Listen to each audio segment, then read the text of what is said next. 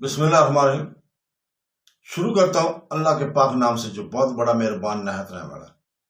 دوستوں، بہنوں، بھائیوں، بزرگوں، السلام علیکم ورحمۃ اللہ وبرکاتہ۔ تاریخ اسلام میں ہم سلطان رکن الدین ببرس کی داستان کو بیان کر رہے ہیں۔ آج اس کی 84 نمبر قسط ہے جس میں ہم آپ کو خوش آمدید کہتے ہیں۔ تو دوستوں، بہنوں، بھائیوں، بزرگوں، کنائی خان شیخ مجدی رحمۃ اللہ علیہ کے اچانک آمد پر بے حد پریشان تھا۔ اس کا منصوبہ پایا تکمیل تک پہنچنے ہی والا تھا کہ وہ بیچ میں کود پڑے۔ کنائی خان بے چینی کے عالم میں کمرے میں چکر کاٹ رہا تھا۔ وہ جب گھر سے نکلا تھا تو اس کا چہرہ خوش و خرم تھا، مگر جب واپس لوٹا تو چہرے کے خد و خال بگڑے ہوئے تھے۔ گھر کے کسی فرد نے اس سے کوئی سوال جواب کرنا مناسب نہیں سمجھا تھا۔ وہ اچھی طرح جانتے تھے ایسی حالت میں پوچھے گئے کسی بھی سوال کا صورت میں انہیں شدید عذاب سے گزرنا پڑے گا۔ تھوڑی دیر بعد کنائی خان نے ایک غلام کو حاضر ہونے کا حکم چلایا۔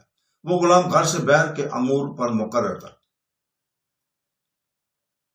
اور جب وہ واپس لوٹا تو چہرے خد و خال پکڑے ہوتے۔ صورت انہیں شدید عذاب میں گزرنا پڑے گا۔ تھوڑی دیر بعد کنائی خان نے ایک غلام کو حاضر ہونے کا حکم سنایا تھا۔ وہ غلام گھر سے باہر کے امور پر مقرر تھا۔ اپنی طلبی پاتے ہی اندر چلا آیا۔ پل بھر میں وہ کنائی خان کے سامنے مؤدب انداز میں کھڑا تھا۔ کنائی خان اپنے تئیں غصے اور ناکامی کے ملے جلے جذبات کی آگ میں سلگ رہا تھا۔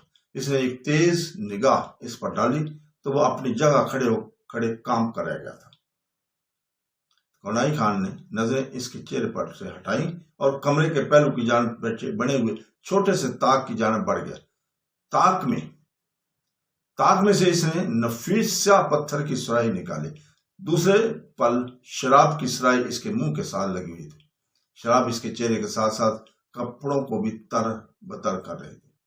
وہ غلام خاموش کھڑا دیکھتا رہا۔ اسے کچھ سمجھ آ چکا تھا کہ اس کا مالک کسی سنگین الجھن میں مبتلا ہے۔ اس وقت شراب نے اس کے غصے کو قدرے ذیل کر دیا تھا۔ وہ ایک جانب بیٹھ گیا۔ اب وہ غلام کو بے تکے انداز میں گھورا جا رہا تھا۔ تم جانتے ہو کہ میں نے تمہیں یہاں کیوں بلایا؟ وہ بھرائی آواز میں بولا۔ غلام نے نفی میں سے گردن ہلا دی۔ تم بھلا کیسے جانو گے؟ میں نے تمہیں کچھ بتایا ہی نہیں۔ اور وہ خود ہی کہہ کر لگا کر بولا، بیٹھ جاؤ، میں تم سے کچھ ضروری بات کرنا چاہتا ہوں۔ غلام خاموشی سے اس کے سامنے فرش پر دو زانو ہو کر بیٹھ گیا۔ وہ چہرے کے خد و خال سے ازبک باشندہ دکھائی دیتا تھا۔ چند دن پہلے کی بات ہے کہ آن اعظم باتو خان کے چھوٹے منہ زور بھائی برکائی خان نے سردار یار میری عزت اچھالی تھی، سر دربار میری عزت اچھالی تھی۔ اس نے کہا جس نے اس سے بدلہ لینے کی ٹھانی اور اس کے ہتھیار کو اسی پر استعمال کرنا چاہا۔ وہ ہتھیار اس کا ایک مسلمان دوست تھا جو کہ کچھ عرصہ پہلے اس کے ساتھ شکار پر گیا اور لاپتہ ہو گیا۔ میں نے اس مسلمان نوجوان کے باپ کو اپنی مٹھی میں لے کر اسے یقین دلائے کرا دی تھی کہ در حقیقت اس کے بیٹے کو برکائی خان نے قتل کر کے سرکٹی پہاڑی کے کسی گہری کھائی میں پھینک دیا۔ اس نے میری بات پر پہلے تو بے یقینی کا مظاہرہ کیا، مگر میری کامیابی اداکاری رنگ لائی۔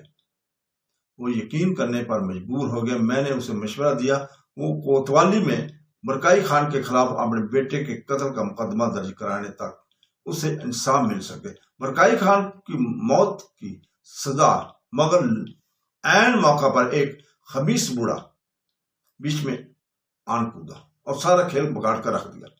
وہ نور الدین یعنی اس مقتول لڑکی کی باپ کو بلا سلا کر گھر لے گیا۔ اس کا کہنا تھا کہ میں چونکہ غلط کام کرنے جا رہا تھا اس لیے نور الدین کو مجھ سے دور رہنا چاہیے۔ شراب کے نشے کی سرخی کا کنائی خان کی آنکھوں میں نظر آنے لگی تھی۔ اب اس کے چہرے پر یہ امتیاز کرنا مشکل ہو گیا تھا کہ وہ غصے کے عالم میں ہے یا نشے میں۔ خان، اب آپ کیا چاہتے ہیں؟ اس اجنبی بوڑھے کو راستے سے ہٹا دیا جائے جس کے باعث آپ کا منصوبہ بگڑ گیا۔ اس سے کچھ نہیں ہوگا۔ اس نور الدین کے بچے کو آپ یہ سمجھانا بڑا مشکل ہوگا۔ وہ بوڑھا جھوٹ بول رہا تھا۔ خان غلام اپنی نیلی پتلیوں کو تیز تیز حرکت کرنے لگا تھا. آپ اس خاصے ذہین ہے, کوئی نہ کوئی حل تو آپ کے ذہن میں ہو ہی گا. تمہیں میں نے یہاں کہانی سنانے کے لیے بلایا ہے کیا؟ غنائی خان یکدم آپے سے باہر ہو گیا. اس انداز میں بولا کہ میرا یہ مطلب نہیں تھا.